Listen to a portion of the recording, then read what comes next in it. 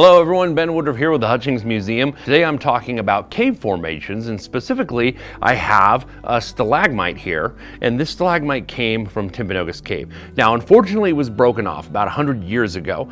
There was a mining claim staked on the cave itself, and people were mining it trying to find precious minerals. But we now have a chance to see what's left of this stalagmite.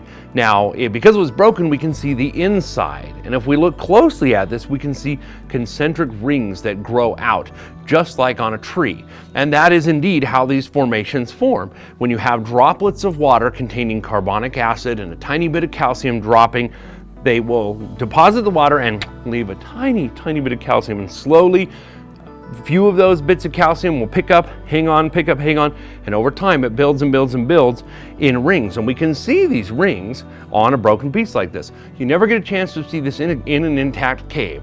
We should leave our caves intact. We shouldn't break off the formations, but a broken formation like this, which sometimes also happens naturally in a cave, gives us a good insight, and we can see how these grow and the cycles at which they grow like trees, because a lot of times, like in Utah where this cave is from, there are dry seasons and wet seasons. So you have almost seasons in which the formation grows just like a tree.